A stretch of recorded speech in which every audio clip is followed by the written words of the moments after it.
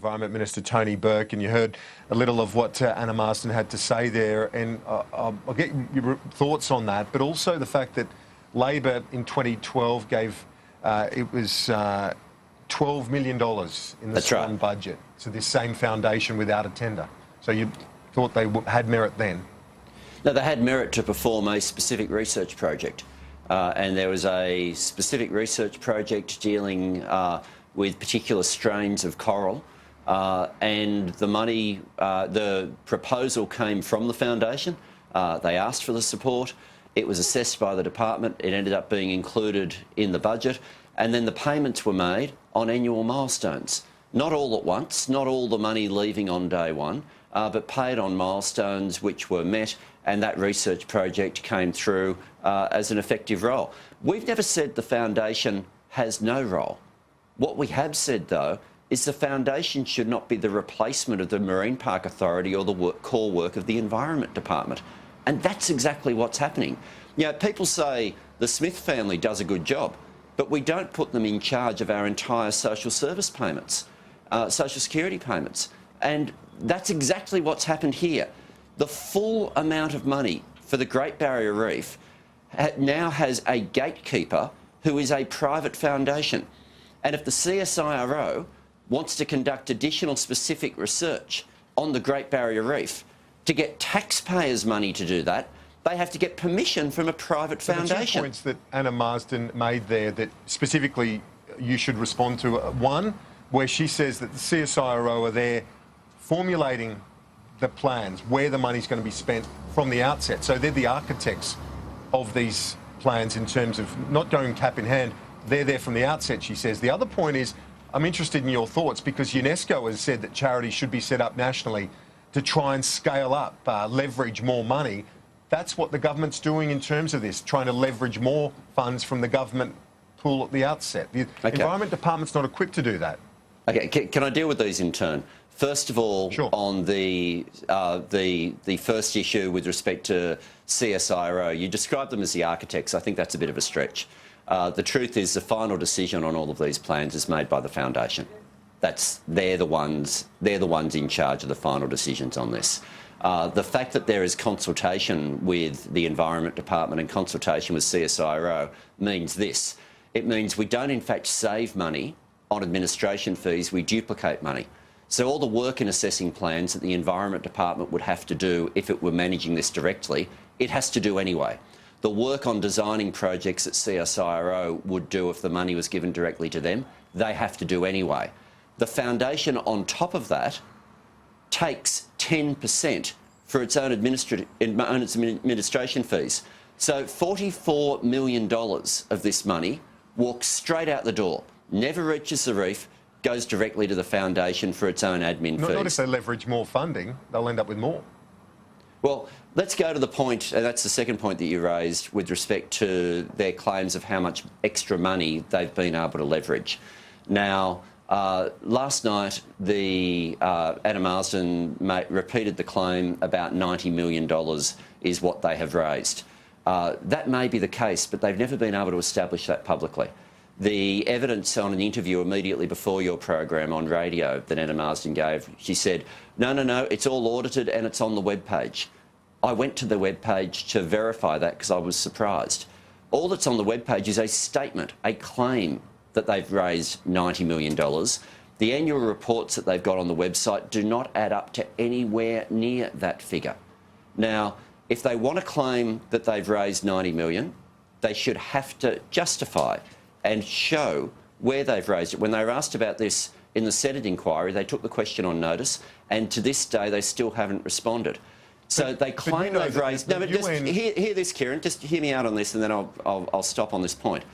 If they claim they've raised $90 million across the entire life of the foundation, whatever they think they'll be able to leverage next needs to come off against the fact that they've immediately taken $44 million of taxpayers' money for administration and spent it on themselves. But you know that the World Heritage Convention, the UN, it recommends this sort of approach with charities to try and leverage more funds.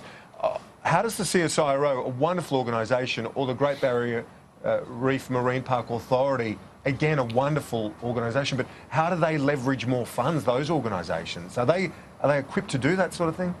Legislation was put through the Parliament in 2014.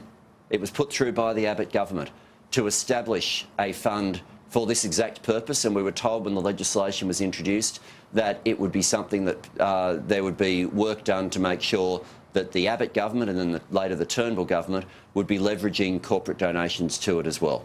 That was their plan. That was legislation they put through the Parliament. That's legislation that they've never taken a step back from. And it's an entire process that they've now ignored. And why have they ignored it? On the basis that there was a meeting of 3 people with no public servants where nearly $500 million was committed. And we found out only in today's papers, in the Australian, it's been revealed that there had been a decision of the Expenditure Review Committee, something like 11 days earlier, which had told the Prime Minister to go out and find corporate partners, Prime Minister and the Environment Minister to find corporate partners. What we don't know is this: did they go to anyone else, or did they only go to the organisation where the Prime Minister was mates with members of the board and offer them the $500 million? If the foundation doesn't fund the restoration of the reef, which I think the vast bulk of people would agree needs to be a priority, you're talking hundreds of millions of dollars. You don't like the mechanism or the process, which of course has been messy. But how will Labor fund it? Oh, what we've said is that the money should be returned, and you shouldn't even be waiting for the election. The money should be returned now, and the government should deal with it through the ordinary processes. The full amount of money should still be made available for the reef. But if you don't do the duplication of administration, you've immediately got $40 million additional that goes to the reef, and they've shown no capacity that they're going to be leveraging more than that in terms of private donations. And the work of the foundation will continue. I beg your pardon? Labor would give and dedicate at least this much money to the restoration of the reef? Oh, we have not said that the money should, on return, should go to any other purpose. I don't think anyone would argue that the money, once returned, should go anywhere but the Great Barrier Reef. But so you will get more money, you will get a better outcome for the Great Barrier Reef if you're not giving a donation for administration purposes of $44 million. And when I saw that in the contract, I thought, oh, well, it's only an upper limit. But last night on television, the foundation confirmed they intend it'll be, they said, 90 cents in every dollar will be what goes to the reef. They've immediately gone to the maximum they're allowed to take it for administration and said they're taking the lot. But have you met with the charity? Because, as I say, you've worked with them before when Wayne Swan was Treasurer in 2012, giving them $12.5 million at that point. Have you met with them? And if not, will you? I haven't met with them since the announcement of the grant, but I have met with them. As I say, they have a role within the Great Barrier Reef. They have a role, and they have played a good and constructive role. But what the Turnbull government is doing right now is trying to effectively privatise the management of the most precious and fragile environmental asset we have. That's the Great Barrier Reef. Now, for all their good work, no one has ever claimed, nor have they claimed, that they were capable of being the gatekeeper for all the Commonwealth money that goes to the Great Barrier Reef projects. And that's exactly what they've become. That's why they didn't ask it, because it never occurred to them that they had the capacity to do it. There are organisations already set up which have been working on these projects for years, and that's where the money should be going. There no doubt will continue from time to time to be small, discrete projects that are appropriate for the foundation and they leverage additional money on.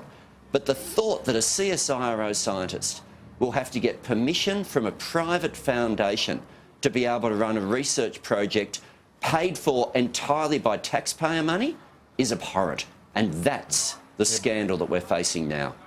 Well, we've heard the different take on that from Anna Marsden, who says it's more of a partnership in that process. But regardless, we're out of time. Tony Burke, I thank you, as always, for your time. Shadow Environment Minister Tony Burke, with your response to the Great Barrier Reef.